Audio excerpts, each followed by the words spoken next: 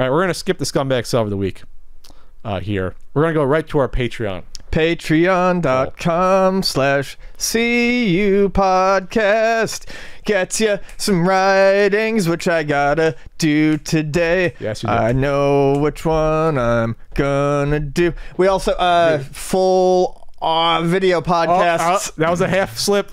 Full video podcasts, hangouts. I'm gonna do my hangout this week, Sunday morning.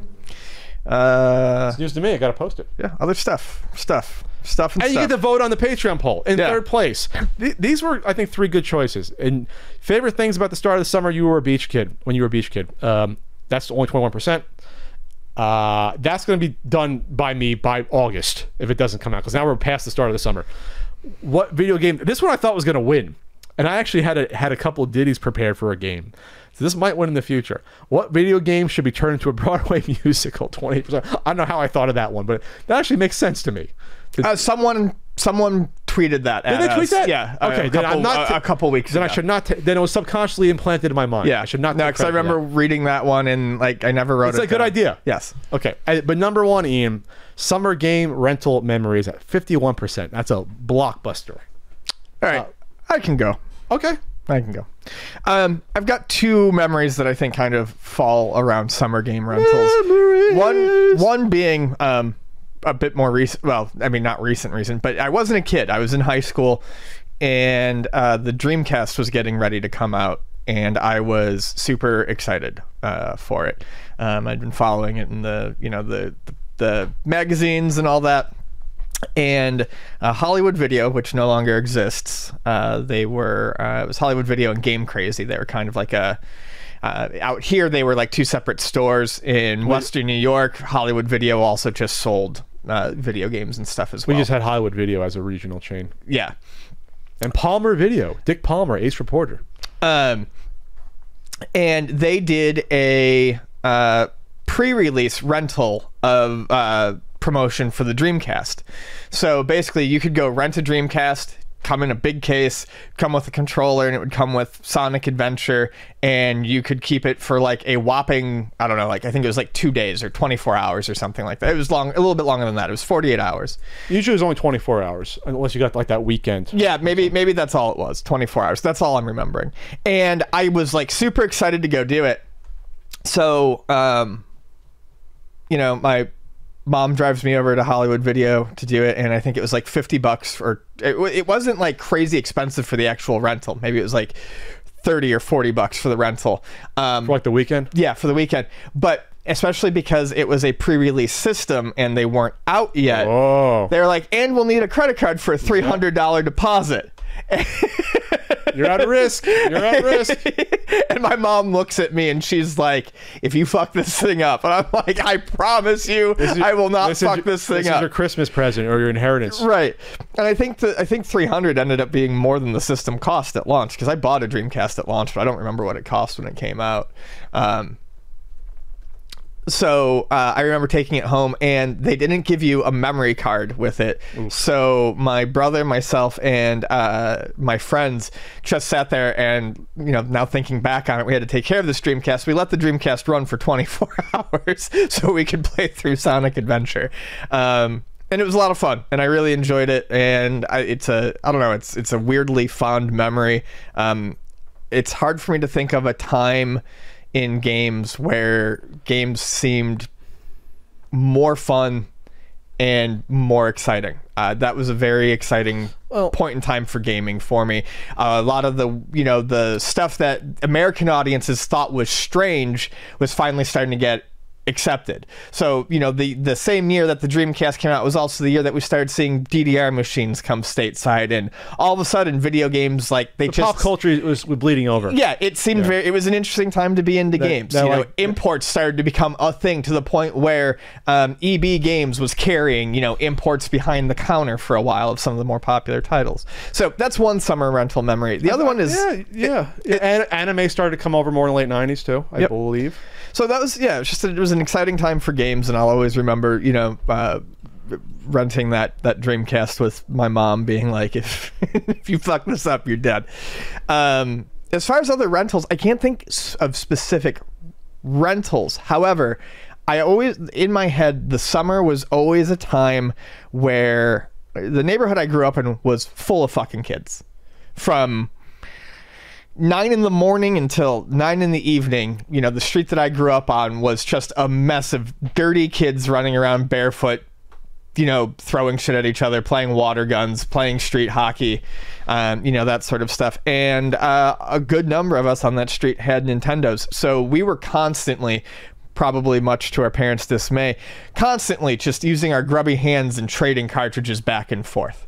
You know, I might have 3 cartridges out at a time, you know, and I might have, you know, someone else's. And one game that always sticks out in my head is being one of those games that I constantly borrowed when I was a kid in the summer was Contra. I played a lot of Contra in the summer. I didn't own Contra myself until I was in high school. That was always a game that I had to borrow from friends. So just because of how my memory works, I associate Contra with summer gaming. Okay. I always had to borrow Ninja Gaiden from either Kevin or we rented. Contra was also borrowed from Kevin. Oh, you're Kevin? Yeah. So I always got Ninja Gaiden. That was a game that, because I was like, looking back, I'm like, why? How was I ever so good at Ninja Gaiden? Whenever I started to replay, I was like, oh, I played a lot as a kid, and I started to remember. Yeah, Kevin had it. I borrowed from Kevin, and then I'd rent it, and did that a lot. So at first, I didn't know where to go with this. At first, but then I remembered the Blockbuster Video Game Championship. Of shit. Which one was it I do? They had what, 2 of them? 93, 94. I did the Super Nintendo one. I did the one that was not. God, I don't know anything about the Blockbuster one. I did the one. I used to have the hat. I used to have that blue hat back in the day. So my contest was, you did it 3 weeks. You picked either Genesis or Super Nintendo. You did NBA Jam. You did Ninja Turtle Tournament Fighters on Super Nintendo for some reason. You did that. And then you did, I cannot remember the third game. So, but I remember F-Zero? Why does F-Zero stick out? It was not F-Zero. Okay. All right. It was not F-Zero. That I would remember. Yeah, fuck me then. Oh, no, I'm just saying it wasn't. No, I know for sure. I know. But shit, I got to look that up now. 1993 Blockbuster World Champion. So anyway, but I remember specifically training for it. I rented the Tournament Fighters on Super Nintendo. Oh. Because I was like, I never played this before. The Super Nintendo one's actually kind of fun. Oh yeah, it's fun. I think I reviewed it for the book. I definitely reviewed it on the NES there. No, it was fine. So I remembered that rental just to bone up on that game. But I fucked up because I don't think I got to the third round. I don't think I qualified because I screwed up an NBA Jam because Ewing failed me. I was just dunking it every time and letting the other team score. It was all based on your score. I went for 3s with Ewing, and Ewing was usually pretty good at 3s. He went cold on me on 3s. I basically turned into John Starks, Game 7, 94. Fuck you, John Starks. I don't think I qualified for the third week because of that. But I got to the second round of that, and I didn't get to the finals in my store, unfortunately. So that was a big game rental in the summer. I'll never forget, though, a couple others. The one I'll never forget, I'm pretty sure it was summer. We had only one local little mini marketplace.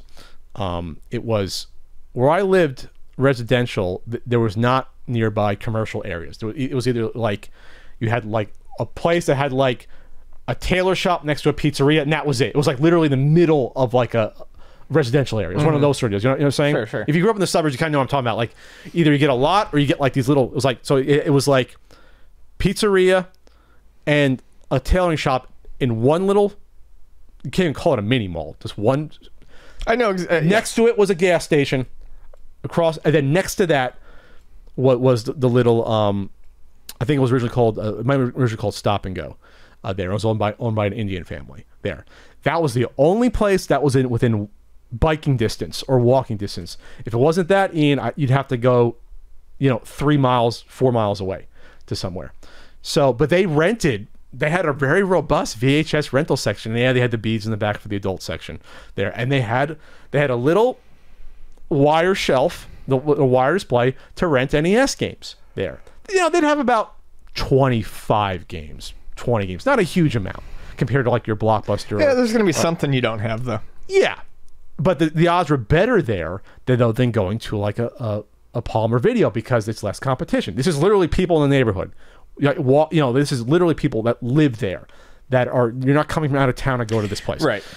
So the one day I walk in there and I see this magenta cartridge and I'm like, what the hell is that? And I'm like, 9 years old, 8 years old. It's the first time I've ever saw a multi-cart, and I could not believe my eyes. I'm like, why does it have a little ribbon on it like that? And I remember I rented it, brought it back because I looked at the game I'm like, this is sorcery. 100 games on this cartridge? Like, no, no. And it was a heavier cartridge. That's how sorcery indeed. Like, why is it heavy? So I rented that. I brought it back, and I remember I played it with Billy on the Block, and I never forget it because it had Tetris Tengen, and that was not a game we were aware of, I think, at the time, because so it must have been '89 then, because that's when Tetris Tengen came out, because that was pulled from shelves within like a month when that came out. So like, wow, this is a cool version of Tetris. Yeah, like this is cool.